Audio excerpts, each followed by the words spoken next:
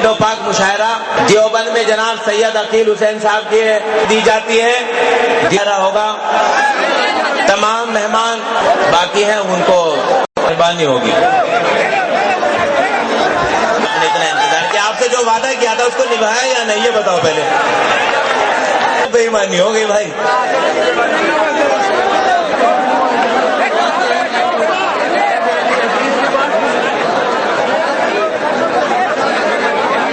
مگر کوئی بھی چیز جب انتظار کے بعد میسر آتی ہے تو وہ محظوظ بھی کرتی ہے اور مزہ بھی دیتی ہے۔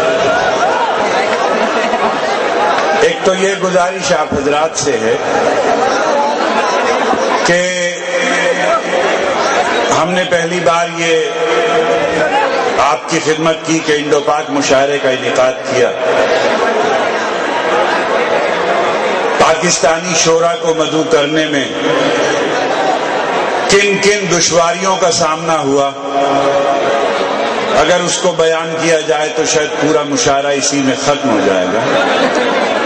لیکن خوشی کی بات یہ ہے کہ تمام پریشانیوں اور مشکلات کے بعد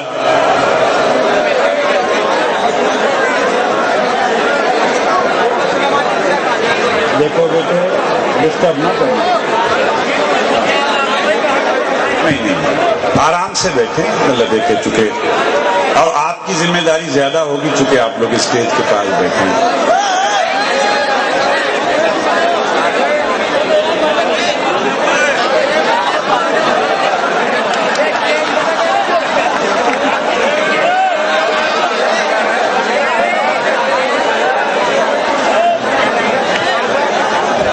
بہرحال لوگوں کے ذوق شوق کی بات ہے، مگر یہ کہ نظم و ضبط باقی رکھنا آپ کی ذمہ داری ہے۔ میں عرض یہ کر رہا تھا کہ ہمارے پاکستانی شعراء بڑی جد و جہد کے بعد اللہ تعالیٰ نے یہ منزل آسان کی کہ ان کو یہاں آنے کی اجازت مل گئی۔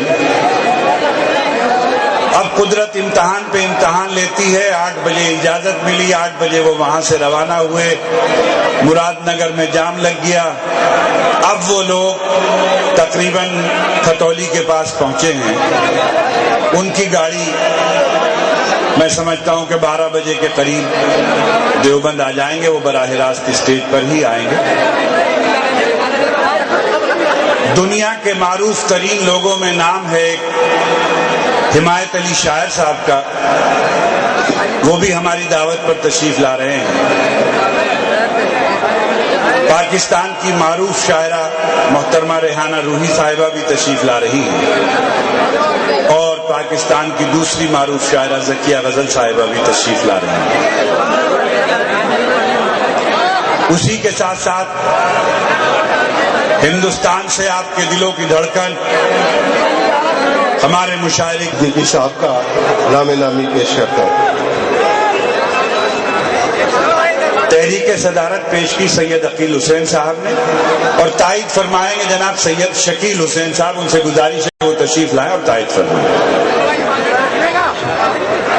جی میں اس کی تائید کرتا ہوں۔ میرے دوستوں، ساتھیوں، آپ لوگوں کے لیے انڈو پاک مشاعرہ کرایا گیا ہے، اس میں میری آپ سے گزارش ہے کہ آپ لوگ اپنا تعاون دیں۔ شکریہ۔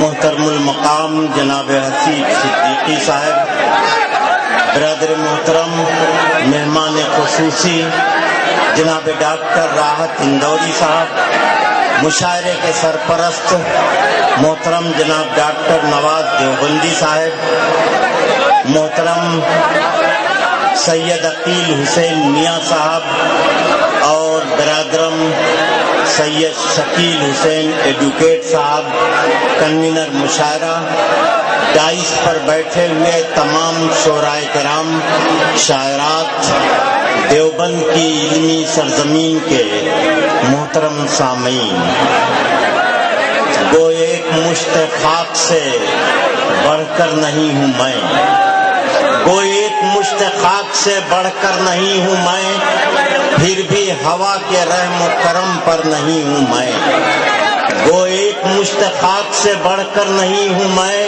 फिर भी हवा के रहम करम पर नहीं हूँ मैं, लोगों ने एक सलीब की जीनत बना दिया, मैं चीखता रहा कि पैगंबर नहीं हूँ मैं। मोहतरम हाज़रीन, दुनिया बड़ी आजमाइश और बड़े इम्तिहान की है। इस दुनिया में कोई काम, कोई तामीरी काम बर्पा करने के लिए अपने को बड़ी आजमाइश और इम्तिहान में डालना पड़ता है। देवबंद में पाकिस्तान जो हमारा पड़ोसी मुल्क है, उसके शोराए किराम को यहाँ आने की इजाज़त मिलने में 2 दिन तक मेहनत और मशक्क़त करनी पड़ी। इसका सबब शायद सिर्फ ये था कि देवबंद जो हमारा इल्म, हमारी तहजीब, हमारी मिल्लत की आबरू का मरकज़ है, वो किसी वजह से शक व शुबहात के घेरे में आया हुआ है। ये बदकिस्मती है और सियासत की बाजीगरी और जादूगरी है, जिसने कुछ अपने मुफादात के पेश नज़र ऐसा किया है।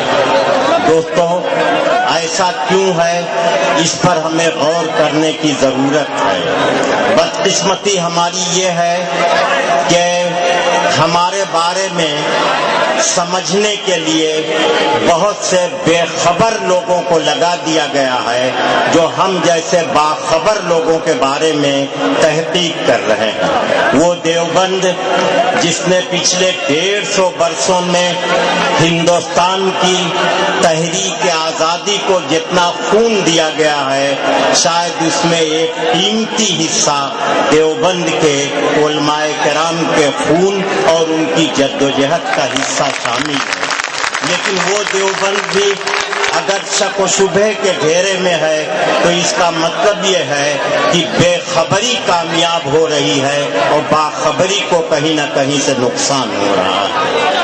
तो मैं आपसे बहुत अदब से एक बात इस वक्त बता देना चाहता हूँ, जिस बात का ताल्लुक मुशायरे से तो नहीं है, लेकिन हमारी मिल्लत से ज़रूर है। वो ये कि हमारे अरबी मदारिस के जो तलबा हैं, उनकी ज़हानत, उनका जो IQ कहलाता है, वो कहीं किसी से भी कम नहीं है। लेकिन चूंकि जदीद उलूम से, खास तरीके से आलमी तौर पर इस वक्त जो अंग्रेजी एक ज़बान है, उससे हमारी कम मालूमात जो है, उसने हमें इस वक्त ये नुकसान पहुंचाया है कि बेखबर लोग भी हम जैसे बाखबरों के बारे में गलत राय रखने लगे हैं। तो अगर हम अपनी कदीम सारी रिवायात के एहतराम के साथ साथ जदीद तौर पर भी थोड़ा सा अपनी जहानत को इस्तेमाल करके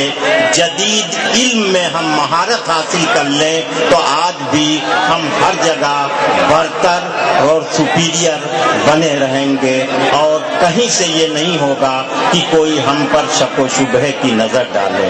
हम ये चाहते हैं कि देवबंद की पूरी तारीख, उलमाए देवबंद की जो जद्दोजहद आज़ादी में कुर्बानियाँ हैं, उनको हिंदुस्तान की मुख्तलिफ ज़बानों में और अंग्रेजी ज़बान में, हिंदी ज़बान में उसकी तारीख लिखी जाए और उसे ज़्यादा से ज़्यादा हाथों में तकसीम किया जाए, ताकि सच्चाई से लोग वाकिफ हो सकें और बेखबरी कहीं आगे न बढ़ सके, बाखबर लोग जो है उनकी बरतरी कायम रहे।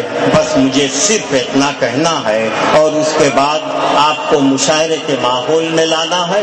एक मुबारकबाद दे रहा हूँ कि हर मुशायरे में یہ ہوتا ہے کہ مشاعرے کے اسٹیج پر جس شخص سے افتتاح کرایا جاتا ہے وہ باہر سے تلاش کر کے لایا جاتا ہے اور یہ بتایا جاتا ہے کہ یہ شخص اہم ہے، یہ شخص عظیم ہے، یہ شخص بڑا ہے، یہ شخص برتر ہے۔ میں جناب ڈاکٹر نواز دیوبندی کو مبارکباد دے رہا ہوں کہ ایک عرصے کے بعد پہلی مرتبہ انہوں نے اپنوں کے درمیان سے ایک عظیم شخص کو تلاش کیا اور اس سے اس فریضہ کو انجام دینے کی گزارش کی۔ وہ نام ڈاکٹر راحت اندوری کا ہے، جو ہم چھوٹوں میں بہت بڑے ہیں، اتنے بڑے ہیں کہ ہم انہیں جب دیکھتے ہیں تو سر اٹھا کر کے ان کی عظمت کی طرف دیکھتے ہیں تو ہمیں اپنی ٹوپی سنبھالنی پڑتی ہے۔ میں نواز کو مبارکباد دے رہا ہوں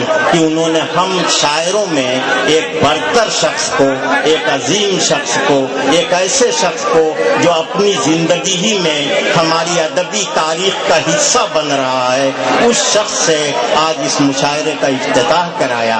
اس کے لیے میں جناب ڈاکٹر نواز دیوبندی جو سرپرست مشاعرہ ہیں انہیں مبارکباد دے رہا ہوں، حسیب صاحب کو بھی مبارکباد دے رہا ہوں، جتنے لوگ ڈائس پر ہیں سب کا استقبال کر رہا ہوں۔ پاکستان کے لوگ جو اس مشاعرے میں شریک ہونے تشریف لائیں گے، جس وقت وہ آ جائیں گے میں اس وقت ان کے بارے میں اور ہندوستان اور پاکستان کے جو دوستانہ رشتے قائم ہو رہے ہیں ان کے بارے میں اس وقت گفتگو کروں گا۔ اس وقت میں آپ کو مشاعرے کے ماحول میں لا رہا ہوں، نعت پاک سے مشاعرہ شروع کرا دینا چاہتا ہوں تاکہ مشاعرے کو کامیابی اور برکت کی ضمانت مل جائے۔ میں سب سے پہلے جناب خالد زاہد سے یہ گزارش کروں گا جو مہمان بھی ہیں، میزبان بھی ہیں، نواز صاحب کے دوست بھی ہیں، ہم لوگوں کے کرم فرما بھی ہیں، پیارے بھی ہیں، محترم بھی ہیں، بہت ہی بلند منصب کے شاعر بھی ہیں، شریف انسان بھی ہیں۔ میں جناب خالد زاہد سے گزارش کروں گا کہ بارگاہ رسالت مآب صلی اللہ علیہ وسلم میں اپنی عقیدتوں کا نذرانہ پیش کر کے مشاعرے کا آغاز کر دیں تاکہ اسے کامیابی کی ضمانت مل جائے۔ مائک پر جناب خالد زاہد مظفر نگر۔